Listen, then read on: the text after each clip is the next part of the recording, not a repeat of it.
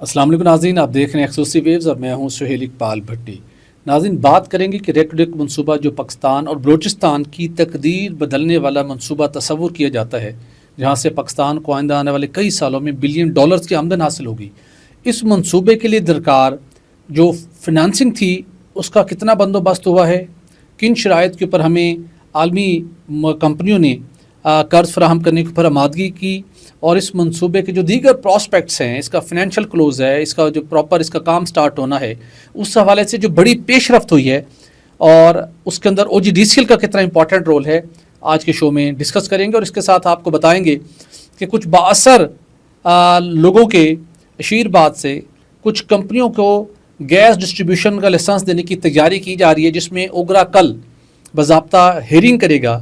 ان کمپنیوں نے کیا کوائف اوگرا میں جمع کروائے ہیں اور ممکنہ طور کے اوپر جو قانونی تمام تر تقاضے ہیں کیا وہ واقعی پورے کیے گئے ہیں، یا اوگرا کو ایک اوگرا کے ساتھ ایک آئی واش کیا جا رہا ہے، اس پر بھی آج کے شو میں بات کریں گے۔ اور اس کے ساتھ آپ کو بتائیں گے کہ وزیر اعظم شہباز شریف قطر کا اپنا دورہ کرنے کے بعد آج روانہ ہوئے ہیں سعودی عرب کے لیے، جہاں پہ ان کو بہت ہی ایکسٹرا آرڈنری رسپانس دیا گیا، جو کہ پاکستان کے لیے ڈیفینیٹلی ایک بڑی عزت اور وقار کی بات ہے۔ تو ان کے اس دورے کی کیا اہمیت ہے اور آنے والے دنوں میں جن کا برطانیہ اور امریکہ کے وزٹس ہیں، اس پر بھی آج کے شو میں روشنی ڈالیں گے، اور پروگرام کے آخر میں بات کریں گے کہ بھارتی میڈیا میں اور سوشل میڈیا کے اوپر بھارتی وزیر اعظم نریندر مودی، جو کہ بچر آف قصاب کے نام سے بھی بچر آف گجرات کے نام سے بھی مشہور ہیں، ان کے برتھ ڈے کے بڑے چرچے ہیں۔ لوگ کیا کہہ رہے ہیں ان کے برتھ ڈے کے اوپر، کیا سوشل میڈیا کے اوپر کامنٹ ہو رہے ہیں، اس کے اوپر بھی تھوڑی سی آج روشنی ڈالیں گے۔ تو ان ٹاپکس پر بات کرنے کے لیے میرے ساتھ موجود ہوں گے سید خالد مصطفیٰ صاحب۔ خالد صاحب، آپ کا بہت شکریہ۔ ریکوڈک منصوبہ جو کہ عالمی کمپنیوں سمیت، عالمی مالیاتی اداروں سمیت، پاکستان کی بھی، پاکستانی عوام کی بھی، سب کی نظریں اس پر جمی ہوئی ہیں، اور اس پر کام سٹارٹ کرنے کے لیے بڑی تیزی کے ساتھ جو سب سے بڑا مائل سٹون تھا کہ اس کے لیے جو فنانسنگ کا بندوبست کیا جائے، تو خاص صاحب جاننا چاہوں گا اس میں ڈیٹ ایکوٹی ریشو کیا ہے، اور جو فنانسنگ کا بندوبست کرنا تھا جب بھی کوئی بڑا منصوبہ آتا ہے، اور اسپیشلی بلوچستان جیسے علاقے میں جہاں سیکورٹی کنسرن رہتا ہے عالمی اداروں، مالیاتی اداروں کو، تو وہاں بڑا مشکل ہوتا ہے فنانسنگ کا بندوبست کرنا۔ تو ہم نے کیا فنانسنگ کا بندوبست کر لیا ہے، کتنا بندوبست ہوا ہے، اور اب ہم کس پوزیشن کے اندر ہیں کہ ریکوڈک کا منصوبہ اس کا جو مائننگ کا کام ہے وہ کب ٹیک آف ہوتا ہوا ہمیں دکھائی دے رہے ہیں؟ بھٹی صاحب بہت بہت شکریہ۔ یہ جو منرل سیکٹر میں یہ آپ سمجھ رہے ہیں ریکوڈک کا پروجیکٹ ایک پائلٹ پروجیکٹ ہے، منرل سیکٹر میں یہ ایک جومر کی حیثیت اختیار کر گیا ہے، اور یہ اس میں بہت زیادہ پوٹینشیل ہے۔ اس پوٹینشیل کو مد نظر رکھتے ہوئے یہ فنانسنگ اتنی آسانی سے پاکستان کی ایکسپیکٹیشن سے بھی زیادہ مل گئی ہے پاکستان کو۔ اچھا، کہ آپ کیا اس میں ساورن گارنٹی دی ہے حکومت پاکستان نے؟ کوئی ساورن گارنٹی نہیں ہے۔ اس کی مین وجہ یہ ہے کہ جو ہماری پاکستان کی سائڈ سے جو کمپنیز جو ریپرزینٹ کر رہی ہیں گورنمنٹ آف پاکستان کو، ان کی ایک تو جو ہے نا فنانشیل شیٹ جو ہے وہ بڑی زبردست ہے، اور انہیں پتہ ہے کہ ہمیں، اور دوسرا یہ ہے کہ پوٹینشیل بہت زیادہ ہے پروجیکٹ میں۔ تو اس ساری چیزوں کو مد نظر رکھتے ہوئے جو انٹرنیشنل فنانشیل انسٹیٹیوشن ہے، ورلڈ بینک، ADB، اس کے بعد پھر US کا ایگزم بینک، پھر جاپان کا جو بینک ہے فار انٹرنیشنل کوآپریشن وہ والا، اس کے علاوہ ڈنمارک کا بینک جو ہے ایگزم کا، یہ سارے کے سارے اکٹھے ہو گئے۔ اس کے علاوہ کینیڈا کا ایگزم بینک بھی نیگوسیشن کر رہا ہے۔ تو جو اس وقت جو فنانسنگ جو ان کے پاس آ چکی ہوئی ہے کمٹمنٹس، وہ تقریباً $5.50 بلین کی ہے۔ اچھا، اور ریکوائرڈ کتنی تھی؟ ریکوائرڈ ہے تقریباً $3.74 بلین۔ امیزنگ۔ کیونکہ جو پروجیکٹ کی کاسٹ ہے پچھلے دنوں تھوڑی سی بڑھائی گئی تھی، پرپزلی بڑھائی گئی تھی کہ جو انفلیشنری امپیکٹ آئے گا اس کی وجہ سے $715 ملین بڑھائے تھے۔ اس کی وجہ سے اس کی جو قیمت ہے، ٹوٹل جو قیمت ہے وہ 7.7 جو ہے نا تقریباً $48 ارب ہے۔ ٹھیک ہے نا، تو اس کا جو آدھا ہے نا وہ تقریباً $3.74 بلین ہے۔ تو یہ 50% کی ڈیٹ ایکوٹی ریشو پہ یہ پروجیکٹ بن رہا ہے۔ لیکن خاصا میں اپنے ناظرین کو تھوڑے آسان لفظوں میں آپ سے جاننا چاہوں گا، آپ کا کہنے کا مقصد یہ ہے کہ جو $3.5 ارب ہمیں ریکوائرڈ ہے اور $5.5 ارب مالیاتی ادارے ہمیں دینے کو تیار ہو گئے ہیں، اور آپ بتا رہے ہیں کہ اس کی بنیادی وجہ کیا ہے کہ حکومت پاکستان کی ساورن گارنٹی بھی نہیں ہے، لیکن جو ہماری OGDCL PPL اور GPL وفاقی جی ہاں۔ حکومت کی 3 سرکاری کمپنی ہیں، ان کی بالکل۔ بیلنس شیٹ اتنی سٹرونگ ہے، بالکل۔ ان کے ایسٹس اتنے ویلیو رکھتے ہیں کہ بالکل۔ ان کمپنیوں نے ان کے اوپر ریلائی کیا ہے، 3.5 کی بجائے ہاں۔ $5.5 ارب دینے کو تیار ہو گیا. آپ یہ کہہ رہے ہیں؟ بالکل یہی کہہ رہا ہوں میں. اس کے علاوہ جو بیرکس والے ہیں ان کی بھی فنانشیل شیٹ بڑی بہترین ہے. وہ تو وہ ڈیفینیٹلی 4 جو کمپنیز ہیں نا، ان کی مل کے ایک کمپنی بنی ہوئی ہے جس کو ہم ریکوڈک مائننگ کمپنی کہتے ہیں. تو ریکوڈک مائننگ کمپنی میں یہ چاروں جو ہے نا اسٹیک ہولڈرز ہیں اور ان کی ایکویٹیز ہیں. تو ایکویٹیز تو 50% ڈلیں گی پروجیکٹس میں سب کی، اور جو ہے 50% جو ہے وہ یعنی کہ کریڈٹ مل جائے گا. اور وہ بھی بٹ صاحب وہ جو کمرشل لونز ہوتے ہیں اس سے کافی سافٹ لون جو ہے نا وہ اویلیبل ہوں گے. اور اب یہ دیکھا جا رہا ہے کہ جو RDMC ہے، جو ہماری ریکوڈک مائننگ کمپنی کے جو کرتا دھرتا ہیں، جو ٹاپ فنکشنریز ہیں، اب وہ یہ دیکھ رہے ہیں کہ یار کون سے لون جو ہے نا زیادہ ان کی ٹرمز اینڈ کنڈیشن جو ریلیکسڈ ہیں تو اور زیادہ سافٹ ہیں تو وہ ہم اٹھا لیتے ہیں. تو میں سمجھتا ہوں کہ جو فنانشیل کلیئر ہے نا، یہ by the end of this month یا پھر جو ہے نا جو پہلے ہفتے میں، اکتوبر کے پہلے ہفتے میں فنانشیل کلیئر ہو جائے گا. تو بڑی خوشخبری ہے. تو جو فنانشیل کلیئر کا مطلب بٹی صاحب یہ ہوتا ہے کہ جی پروجیکٹ کے لیے تمام فنانسنگ اویلیبل ہے. اوکے، جو سب سے بڑا ٹاسک، سب سے بڑا چیلنج ہوتا ہے، جو بھی کام انہوں نے آؤٹ سورس کرنے ہیں نا جی مختلف کمپنیز کو آگے سے، ان کے لیے ان کے پاس سارے پیسے اویلیبل ہو گئے ہیں. اب یہ ہے کہ جو ٹیک آف ہے وہ دسمبر سے انہوں نے شروع کرنا ہے، جو کنسٹرکشن کا کام ہے. پھر 4 سال تو کے بعد پاکستان کے لیے، پاکستان کی عوام کے لیے، پاکستان کی معیشت کے لیے بہت بڑی خبر اور بڑی خوشخبری ہے یہ. بٹ صاحب 37 سالوں میں تقریباً $78 بلین، جو پرانی جو ہماری جو اس کے ایسٹیمیٹس ہیں نا، پرانے ایسٹیمیٹس، جو نئے ایسٹیمیٹس ہیں وہ بھی آپ نے ہم سے شیئر کیے تھے کہ وہ $98 بلین ہمیں جو، اور اس کی جو ہے عمر بھی بڑھ جائے گی 68 ایئرس تک. تو یہ میں سمجھتا ہوں کہ یہ بڑی ون ون سچویشن ہوگی پاکستان کی.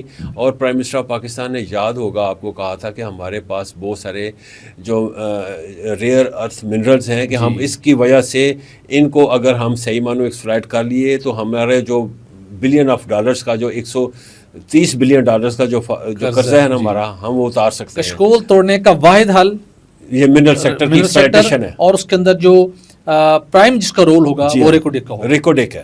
تو ریکوڈک ہے. اس کے علاوہ بھی جو ہے میں سمجھتا ہوں کہ اس میں OGDCL جو ہے نا یہ بہت زیادہ جو لیڈنگ اس کا رول ہے. اور اس میں جو ہمارے جو ہے احمد یاد لک صاحب جو OGDCL کے MD ہیں، اور بھی جو دوسری کمپنیز کے جو ٹاپ فنکشنریز ہیں ان کا بھی رول ہے. لیکن خاص کر جو اس کے اندر بڑا اپنا رول پلے کر، خاص کر جو لک صاحب ہیں انہوں نے بڑی ڈائنامک جو لیڈرشپ اپنی شو کی ہے اس حوالے سے. اور یاد ہوگا کہ یہ پروجیکٹ کسی زمانے میں ہم یہ سنا کرتے تھے کہ یہ سعودی عرب جو ہے وہ اس کو پینٹس کے طور پہ ہم اس میں سے شیئرز دے دیں گے.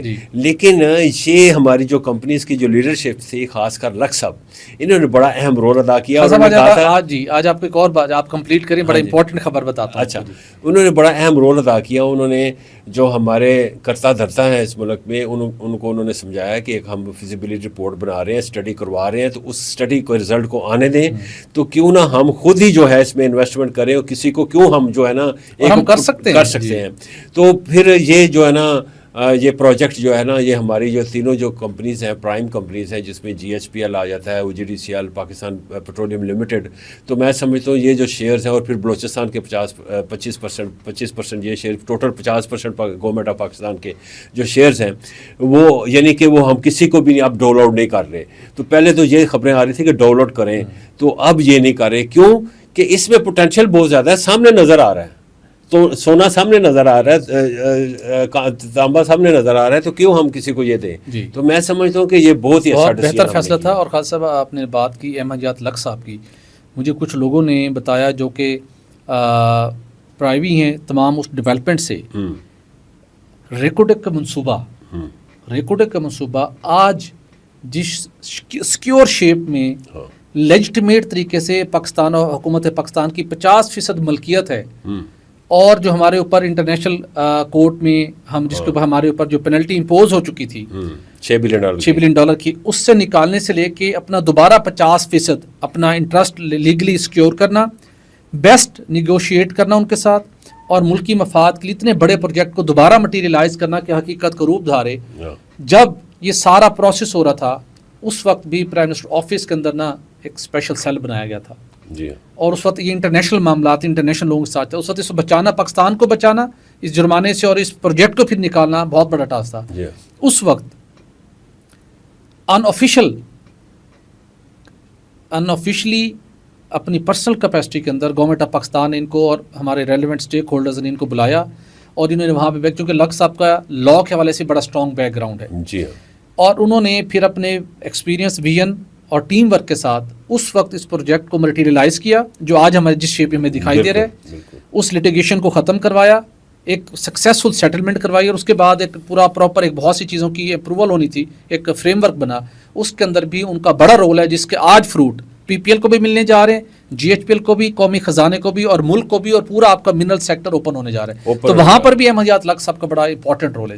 آپ یہ بلکہ وہ او جی ڈی سیل کو جس طریقے سے کر رہے ہیں اور جس انداز میں وہ بلوچستان میں سی ایس آر ایکٹیویٹیز میں کام کر رہے ہیں, اور مجھے یہ پتہ چلا ہے کہ انہوں نے ایک لیٹسٹ بہت بڑا اقدام کیا ہے. وہاں پہ ایک خواتین کے لیے ایک بہت ہی شاندار سکول جو ہے وہ قائم کرنے جا رہی ہیں او جی ڈی سی ایل, اور ان کو انہوں نے اپروو کر دیا ہے. اور اس کا جو بھٹی صاحب اس کے بڑے فار ریچنگ امپیکٹ ہے. جی بالکل ایسے فار ریچنگ امپیکٹ کیا ہے کہ وہاں پہ ہمارے کچھ لوگ ناراض بھی ہیں. جی ٹھیک ہے نا, چلے ان کی جسٹیفیکیشن ہے یا نہیں ہے, لیکن اس کا امپیکٹ یہ آئے گا کہ وہاں کے جو خواتین کے ہاتھوں میں جب وہ تعلیم آئے گی, کوالٹی ایجوکیشن آئے گی, تو جب کوالٹی ایجوکیشن کا جو رزلٹ کیا ہوتا ہے, رزلٹ یہ ہوتا ہے کہ ان کے پاس اکنامک امپاورمنٹ آتی ہے, انہیں جابس ملنی شروع ہو جاتی ہے نا.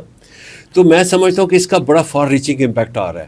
تو اس حوالے سے بھی لک صاحب نے یہ بڑا ہی ایک اچھا انیشیٹو لیا ہے, اور میں سمجھتا ہوں کہ آنے والے دنوں میں یہ شاید خبر آ جائے عام پریس ریلیز کی شکل میں. تو میں نے کہا خالد صاحب نہیں, ہم اس کی ایکسٹراڈنری ڈیٹیلز لے کے آئیں گے انشاءاللہ. یہ بلوچستان کے حوالے سے بڑا پروپیگنڈا کیا جاتا ہے, جو لوگ یہاں پہ آ کے احتجاجی کیمپس لگاتے ہیں. بالکل وفاقی حکومت کی کمپنیوں کا بلوچستان کی سماجی اور معاشی تعمیر و ترقی کے اندر جتنا کردار ہے آج تک اس کو کسی نے ہائی لائٹ نہیں کیا. اس کے علاوہ پی پی ایل نے بھی بڑا پی پی ایل میں وہی کہہ رہا ہوں, وفاقی حکومت کی کمپنیوں کا او جی ڈی سی ایل, پی پی ایل, ماڑی پیٹرولیم, آپ کو سوچ سکتے ہیں کتنا ان کا رول ہے وہاں پہ. اور سب سے بڑھ کر ان کو گھر بنا کے دیے جا رہے ہیں, مفت گیس دی جاتی ہے, اسکالرشپ دیے گئے ہیں. اور بڑھتے میں آپ کو ایک اور بڑی بات بتانے جا رہا ہوں, جو ایک عام ڈرائیور ہے نا, اس کے جو پرکس ہیں اور اس کی جو سیلری ہے نا, یہاں پہ 17ویں اسکیل کا جو افسر ہے نا اس سے زیادہ ہے. اور پھر بھی آپ اپنے وطن کے خلاف باتیں کرتے ہیں. یہ سب لوگ کسی اور غیر ملکی طاقتوں کے ہاتھوں میں کھیلنے والے لوگ ہیں, حقیقت کے ساتھ تعلق نہیں ہے. میں ایک اور میں بات بڑا امپورٹنٹ, میں اینگلنگ نہیں کرنے کا قائل رپورٹنگ میں ایک حقیقت آپ کو بتانا چاہ رہا ہوں کہ یہاں پہ جو یو ایس ایگزیم بینک نے $1 بلین کی کمٹمنٹ دی ہے, اور آپ کو پتہ ہے کہ جو یو ایس جو ہے بہت زیادہ ریکوڈیک میں بھی انٹرسٹڈ ہے اور منرل سیکٹر پہ بھی انٹرسٹڈ ہے. اس نے سب سے پہلے جو کام کیا نا وہ مجید گروپ اور بی ایل اے کو انہوں نے نیگیٹو لسٹ میں ڈال دیا اور ٹیررسٹ لسٹ میں ڈال دیا ہے. یہ ہے پری ریکوزٹ ہمارا. اس کی وجہ سے میں سمجھتا ہوں کہ ان کے خلاف بہت زیادہ جو ہے نا وہ اقدامات کیے جائیں گے اور بڑے وہ رزلٹ اورینٹڈ ہوں گے, اور اسی سے اس پروجیکٹ کی بدولت ان پہ جو ہاتھ ڈلے گا, کیونکہ ظاہر ہے کہ جب آپ کے انٹرسٹ ڈیولپ ہوتے ہیں فارن کمپنیز کے, اور یو ایس کے جب انٹرسٹ ڈیولپ ہوں گے کہ انہوں نے یہاں پہ جو ہے وہ ٹائٹ گیس بھی لینی ہے, شیل گیس پہ بھی انویسٹمنٹ کرنی ہے بلوچستان میں مختلف ایریاز میں, پاکٹس میں, اور ساتھ یہ منرل سیکٹر میں بھی کرنی ہے. تو یہ جو دو گروپس ہیں, مجید گروپ اور جو پاکستان میں انڈیا کے جو پراکسی کے طور پہ لڑائی کر رہے ہیں یہاں پہ, اور بی ایل اے جو ہے جس کو ہم کہتے ہیں کہ یہ جو ہے فطرت الخوارج ہے, تو کہنے کا مطلب یہ ہے کہ فطرت الہندوستان ہے. تو یہ جو ان کے ہاتھوں میں کھیل رہے ہیں, تو یہ ان کو بھی کلا کما کرنے میں یہ جو ہے نا بڑا اہم رول ادا کرے گا یہ پروجیکٹ. بالکل درست کہا آپ نے. اور میں ایک لاسٹ ایگزامپل کوٹ کر کے اگلی سیگمنٹ کی طرف بڑھیں گے. ناظرین, ریسنٹلی وفاقی حکومت میں ایک بڑی کمپنی ہے جس کا chief executive officer competitive process کے تحت آ کے آیا, جس کا تعلق بلوچستان سے ہے, لیکن وہ نوجوان وفاقی حکومت کی کمپنی کے ملنے والے اسکالرشپ کے اوپر جا کے بیرون ملک تعلیم حاصل کی, بلوچستان کے علاقے سے تعلق, پرائمری اسکول میں پڑھا, ہماری کمپنی نے اس کو اسکالرشپ دیا میرٹ کے اوپر, اس نے تعلیم حاصل کی, اور آج وفاقی حکومت کی اسلام آباد میں قائم ایک بڑی کمپنی کا چیف ایگزیکٹو آفیسر اپوائنٹ ہوا ہے. تو خدا کے لیے بلوچستان کے احساس محرومی کے نام کے اوپر پاکستان کے خلاف پروپیگنڈا کرنا بند کرو. آگے بڑھتے ہیں خالد صاحب, اور توانائی سیکٹر کی بات کی، کل کے دن ایک اوگرا کے اندر آئل اینڈ گیس کا سپر ریگولیٹر اوگرا، وہاں پر ایک بڑی ایک ہیئرنگ ہونے جا رہی ہے جو کہ گیس کے شعبے میں ڈسٹریبیوشن لائسنس دینے سے متعلق ہے، اور آپ کے پاس خبر ہے کہ اس پبلک ہیئرنگ کے اندر کو کل بڑے بڑے انکشافات ہونے جا رہے ہیں. جن کمپنیوں نے 2 کمپنیوں نے گیس ڈسٹریبیوشن کا لائسنس حاصل کرنے کے لیے اپلائی کیا اور اوگرا نے اس کی پبلک ہیئرنگ کی ہے، تو وہاں پر کیا ممکنہ طور کے اوپر انکشافات ہونے جا رہے ہیں؟ کیا یہ اوگرا آرڈیننس کے اندر موجود جو تمام کنڈیشنز ہیں، کیا ان کمپنیوں نے جو لائسنس حاصل کرنے کی خواہش مند ہیں ان کنڈیشنز کو فلفل نہیں کیا؟ بٹی صاحب، پہلے تو میں ان کمپنیوں کا نام لینا چاہوں گا. ایک تو ہے میٹرو گیس کمپنی ہے، دوسرا ہے غنی آئل اینڈ گیس. یہ جو غنی آئل اینڈ گیس ہے نا بٹی صاحب، یہ آپ کو پتہ ہے کہ مشہور زمانہ ایک کمپنی ہے، یہ بڑی ویل ریپیوٹڈ کمپنی ہے گلاس میکنگ میں. یہ گلاس بناتی ہے، لیکن یہ مجھے سمجھ نہیں آئی کہ یہ یہاں پہ اس سیکٹر میں کیسے آ گئی. سنا ہے کہ اس کے پیچھے پاکستان کا بہت ہی با اثر کیبنٹ ممبر ہے، جس کی اپروچ جو ہے ٹاپ جو ایگزیکٹو ہے پاکستان کا اس تک ہے، اور وہ جو کیبنٹ ممبر ہے وہ فیکچولی وہ جو ہے نا پٹرولیم سیکٹر کو وہ چلا رہا ہے. اچھا. اور وہ اس کی جو ہے نا حمایت غنی آئل اینڈ گیس کمپنی کے پیچھے پورا ہاتھ ہے اس کا. لیکن جو غنی آئل اینڈ گیس کمپنی ہے، یہ سنا ہے کہ اس کے پاس ڈاکومنٹیشن پوری نہیں ہے مبینہ طور پہ. ہم نے یہ سنا ہے ابھی تک. یہ کل ہم جائیں گے وہاں پہ دیکھیں گے کہ کیا حال ہے، لیکن ہمیں یہ پتہ چلا ہے کہ جو مبینہ طور پہ کہ انہوں نے جو ڈاکومنٹس وہاں پہ سبمٹ کیے ہیں وہ اپ ٹو دا مارک نہیں ہے جو ضرورت ہوتی ہے. کہنے کا مطلب یہ ہے کہ ان کا ایک جس بھی گیس فیلڈ کے ساتھ انہوں نے جہاں سے گیس لینی ہے اس کے ساتھ ان کا گیس سیلز پرچیز ایگریمنٹ ہونا لازمی ہے. اب یہ پتہ نہیں ایم او یو لے کے آتے ہیں فکٹیشس، یا یہ کیا کرتے ہیں، یا کسی اور کی جو ایلوکیٹڈ گیس ہے اس کو اپنے نام کروا کے لے کے آتے ہیں. وہ کیسے ہو سکتی ہے؟ گیس کی ایلوکیشن وفاقی حکومت کرتی ہے، وفاقی کابینہ کرتی ہے اور سوئی ناردرن کو ایلوکیٹ ہو جائے گیس، یا کسی اور پرائیویٹ پارٹی کو اگر ایک پروڈیوسر گیس تو وہی ہے ایلوکیٹ کر چکا ہے، اور وہ گیس 2 بندوں کو تو ایلوکیٹ نہیں ہو سکتی. یہ تو قانون کی بھی خلاف ورزی ہے. صاحب یہ ہم نے سنا ہے، ابھی کل اس کی کنفرمیشن ہوگی. یہ ہم نے مبینہ طور پہ ہمارے جو ذرائع ہیں انہوں نے یہ بتایا ہے کہ انہوں نے فکٹیشیس ڈاکومنٹ سبمٹ کیے ہیں.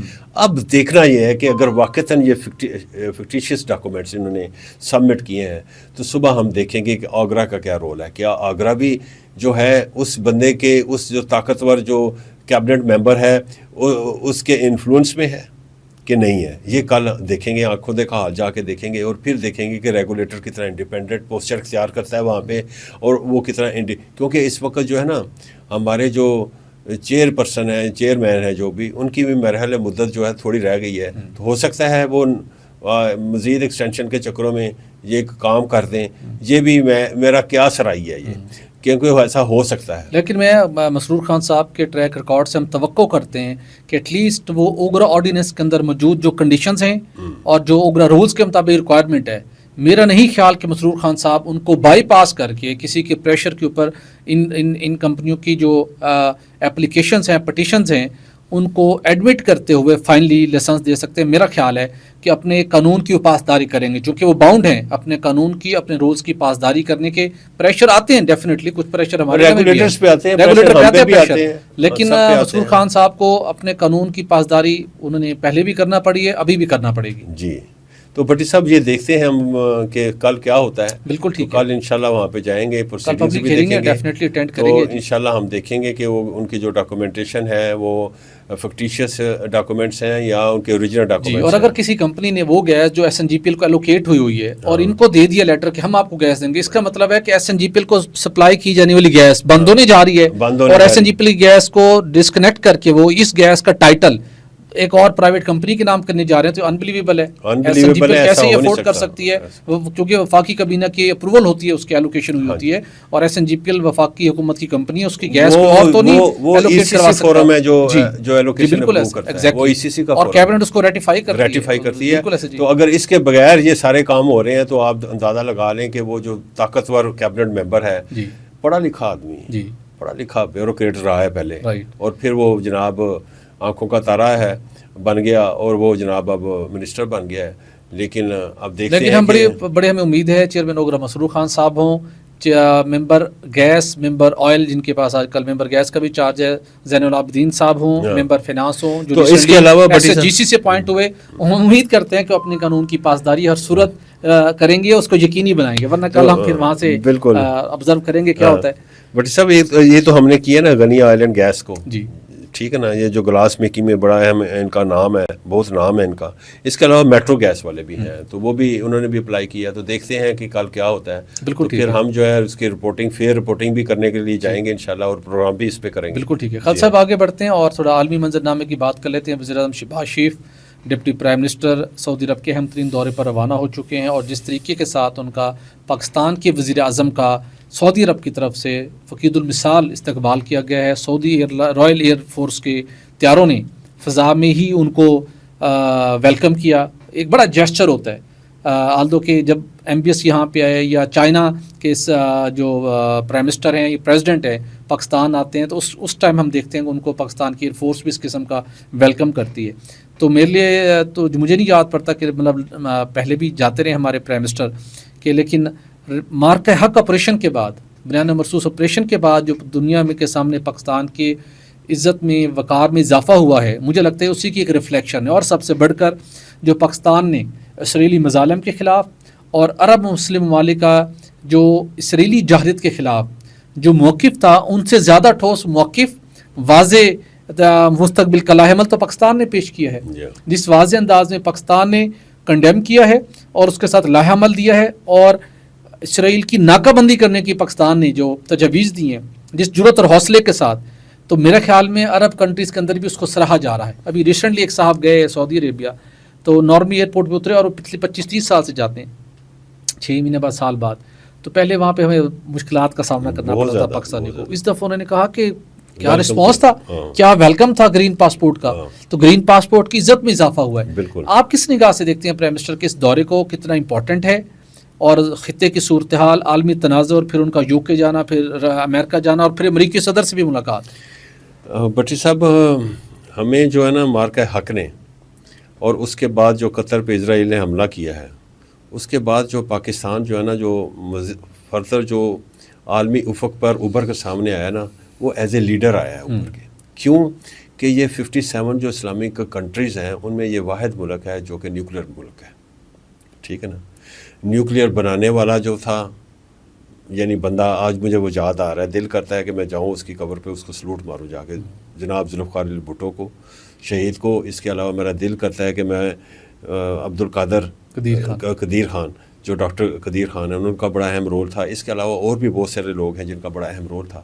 تو انہوں نے ہمیں، یعنی کہ یہ جو بہت بڑی بلیسنگ ہے، جو ڈیٹرنس ہے، یہ ہمیں دیا، اور اس کا فائدہ، اور اس کے اوپر جو ہماری جو فضائیہ ہے نا، جو پروفیشنل ہے، اور جو ہماری بری فوج ہے، ان کا جو ہے تال میل جو ہوا ہے، وہ سامنے آیا. 4 دن کی جو لڑائی ہوئی ہے، پہلے تو انہی میں سے کچھ جو تھے نا بڑے انفلوئنشل جو مڈل ایسٹ کے جو کنٹریز تھے، عرب کنٹریز تھے، انہوں نے کہا تھا کہ نہ لڑائی کریں انڈیا کے ساتھ، ہماری ایک تو وہاں پہ بڑی انویسٹمنٹ ہے، تو دوسرا وہ آپ کو غزہ بنا دے گا. جی ٹھیک ہے نا.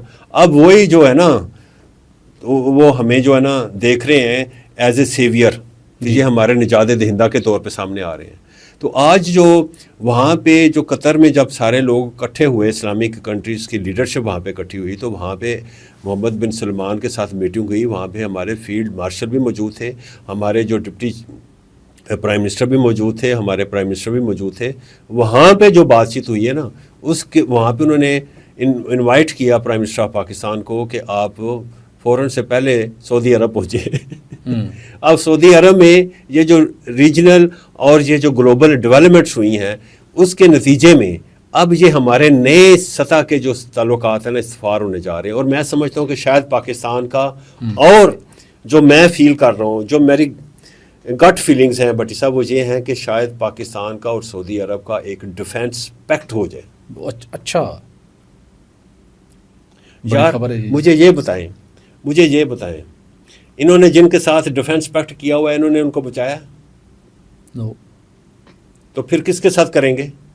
پاکستان کے ساتھ کوئی اور پاکستان کے پاس پروفیشنل آرمی ہے، پاکستان کے پاس نیوکلیر بم ہے، پاکستان جو ہے اس نے ناک کو چنے چبوا دیے ہیں، اپنے سے 8 گنا جو دشمن ہے انڈیا اس کو. تو اب ان کو سارا سمجھ آ رہی ہے کہ یہ سین ہے. اور پاکستان کے پیچھے کون ہے؟ ایک سپر پاور ہے جس کا نام چائنا ہے. چائنا میں ہمارے آلریڈی جو ہے پریزیڈنٹ صاحب گئے ہوئے ہیں وہاں پہ. پہلے ایس سی او کی میٹنگ ہو چکی ہے. ان کا جو J10C ہے وہ پاکستان نے استعمال کیا اور اس کی دھاگ جو ہے پوری دنیا میں بٹھا چکی ہے پاکستان. کہنے کا مطلب یہ ہے کہ اب یہ سعودی عرب کو سمجھ آ رہی ہے کہ یار بات یہ ہے کہ اگلی باری کہیں میری نہ ہو. قطر کو نہیں انہوں نے بخشا تو کہیں اگلی باری میری نہ ہو تو میں کیا کروں. بالکل صحیح. تو اب پاکستان جو ہے نا تمام اسلامی کنٹریز کو تو نہیں نا سیفٹی پرووائڈ کر سکتا. وہ ایک ہی ملک کو کر سکتا ہے. ظاہر ہے ہمارے پاس بھی اپنی فوج ہے, ہمارا بڑی الائنمنٹ ہونے جا رہی ہے. تو بہت خوفناک قسم کی اور بہت بڑی الائنمنٹ ہے جو میرے خیال میں اسٹریٹجک الائنمنٹ ہونے جا رہی ہے. بالکل ٹھیک, بالکل ٹھیک. خاصا بھی بڑی پیش رفت ہے جس کے متعلق آپ نے اشارہ دیا. آنے والے دنوں اس کے اوپر ہمیں مزید تفصیل کے ساتھ اس میں بات کریں گے. اور تھوڑا سا آگے بڑھتے ہیں. آج سوشل میڈیا پر اور بھارتی میڈیا میں نریندر مودی جسے بچر آف گجرات کہا جاتا رہے, اس کے 75ویں سالگرہ کی بڑے چرچے اور بڑے مذکر خیز وہاں پر نا جی تبصرے تجزیے ہو رہے ہیں. اچھا. مودی جس کو اپنی اقتدار ہاتھ سے چھنتا ہوا دکھائی دے رہے, بالخصوص جو اس کے مضمون مقاصد تھے, اس نے ایک پہلگام فاسٹ فلیگ آپریشن کی آڑ کے اندر اپنے آپ کو RSS کے چارٹر کے مطابق اپنے آپ کو کنٹینیو کر رکھوانے کے لیے, اور بالخصوص ان کی اس سال وہ بڑی سیلیبریشن انہوں نے منانی تھی, اب اس کے اوپر سارے ان کی نظر ناپاک عزائم خاک پہ مل چکے ہیں. اس کے لیے اس نے ہماری طرف میلی آنکھ سے دیکھا, ہماری سرحدوں کی خلاف ورزی کی, اور پھر پاکستان نے چھپ کر نہیں, بتائے بغیر نہیں, پھر پاکستان نے بتا کر اور ایک صحیح وقت کا انتخاب کر کے وہ جواب دیا کہ جس کے نتیجے میں اس کا غرور خاک پہ مل چکا اور پاکستان کی عزت افزائی دنیا بھر میں, اور جس کی بھی ہم نے بات کی. اب اس مودی کی برتھ ڈے چل رہی ہے, اور میں نے تھوڑا سا نوٹ کیے کہ انڈیا کے اندر اور پاکستان میں اور باقی لوگ کیسے ان کو نا کیا اس پہ تبصرے کر رہے ہیں. تو بڑا انٹرسٹنگ تھا, کچھ میں نے نوٹ کر لیے تبصرے کہ میں نے کہا ان کو دیکھا جائے کہ مودی کو تاکہ کوئی حقیقت کا پتہ چلے کہ اصل لوگ سوچتے ہیں کیا میرے بارے میں, انڈین جو عوام ہے وہ کیا سوچتی ہے ان کے بارے میں. انڈین کو لوگوں نے کچھ نہیں لکھا. Happy birthday Modi ji, the sooner you grow up, the sooner South Asia can move ahead. Hoping you will take this comment positively. Happy 75th birthday. بڑا مزے کا اس نے کامنٹ کیا. اسی طرح ایک اور صاحب نے سوشل میڈیا کے اوپر بڑا اچھا کامنٹ کیا کہ thanking you for changing the trajectory of Pakistan to a pluralistic, confident and fact-loving nation. We want you to take this route as well. Happy birthday Modi جی. اچھا, اس کے ساتھ آگے ایک اور بڑا مزے کا اس کے اندر آیا جی کہ thank you Modi ji, you are validating historical facts that India kept hidden under a fake carpet of secularism and glamour. We owe you for this, we owe you for this, happy birthday. ادھر اس نے کہا آگے 2-4 نے نا جناب وہ بڑا زبردست انہوں نے کہا جی کہ ہیپی برتھ ڈے مودی جی, آپریشن سندور پر اگر فلم بنا رہی ہیں تو فل کامیڈی ہونی چاہیے جیسے آپ کی نیوز کوریج تھی جس نے امریکہ آپریشن کے دوران اس نے مزاحیہ کوریج کرائی. پوری دنیا کے اندر مودی کے جو گودی میڈیا کا جو پہلے اس نے ایک بھرم کھڑا کیا ہوتا سارا پاش ہو گیا. اس کے بعد ایک نے کہا جی کہ ہیپی برتھ ڈے مودی جی, کوئی پلان بنائیے نا اسلام آباد کا, پائلٹ اور جہاز ہم بھیجیں گے تاکہ آپ خیریت سے واپس جا سکیں. ٹھیک ہے, چائے اور کیک کے ساتھ منتظر ہیپی برتھ ڈے. کیا بات ہے جناب. اس کے ساتھ ایک اور نے کہا جناب مودی جی آپ کو دیکھ کر ایک شعر یاد آیا ہے, کچھ شہر دے لوگ بھی سالم سن, کچھ شہر دے لوگ بھی ظالم سن, کچھ سانو مرندہ شوق بھی سی, مودی جی سالگرہ مبارک. تو مودی کو نا اندازہ ہونا چاہیے کہ اس کو جتنے مواقع ملے اپنے آپ کو بطور انڈیا کے اندر ایک لیڈر اسٹیبلش کروانے کے اندر اس نے سیکولر اسٹیٹ کا چہرہ مسخ کر کے رکھ دیا. انسانی حقوق کی خلاف ورزیاں کی, اقلیتوں کے وہاں پہ اندر بے تہا اس نے وہاں پر ظلم مظالم ڈھائے. مقبوضہ کشمیر کے اندر دن رات جو مظالم کیے, پہلگام فاسٹ فلیگ آپریشن کے آڑ کے اندر سب کچھ اس کا دنیا کے سامنے ایکسپوز ہو چکا.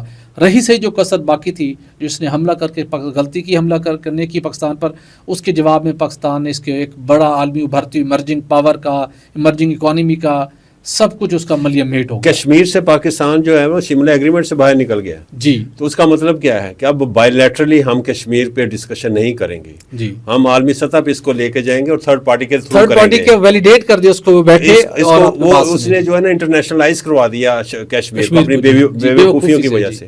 اب سوال یہ پیدا ہوتا ہے کہ ایک جاہل ان پڑھ آدمی ہے, خام جھپیاں مارتا ہے، خام ہاتھ ملاتا ہے، عجیب و غریب وہاں پہ باتیں کرتا ہے. وہ لوگ جو ہیں دوسرے جو لیڈرز ہیں وہ جان چھڑواتے پھرتے ہیں. یار یہ کیا یہ منتخب کیا ہے یار انڈینز نے، ٹھیک ہے نا. تو اب انڈیا والوں کو ٹائم ہے، بلکہ ان کی جو بی جے پی کی پارٹی ہے اس کو بھی چاہیے کہ اب یہ لیڈر جو ہے نا چینج کریں. یہ اس کو وہ لگ گئی ہے، کیا کہتے ہیں، دیمک لگ گئی. اب بوڑھا ہو گیا ہے، اب اس کو چینج کریں. ینگ کوئی لے کے آئیں، بندہ جو سمجھدار ہو، پڑھا لکھا ہو، وی این والا ہو، اس کو لے کے آئیں جس میں نفرت نہ ہو، اور جو سیکولر مائنڈ کا بندہ ہو اس کو لے کے آئیں. بالکل صحیح، بالکل ٹھیک. خالد صاحب کی سجیشنز کے اوپر ہم توجہ کرتے ہیں کہ آپ سب انڈین عوام اس پر کان دھریں گے، اور مودی کی پارٹی کا مستقبل آپ نے سوچنا، چونکہ مودی اور مودی کی پارٹی نے بھارت کے شہریوں کا مستقبل غیر محفوظ بنا دیا ہے، معاشی لحاظ سے بھی اور سیکیورٹی کے لحاظ سے بھی. ناظرین آج کے لیے اتنا ہی، ہمیں دیجیے اجازت. ہمارے چینل کو لائک اور سبسکرائب کرنا مت بھولیے گا. اللہ حافظ.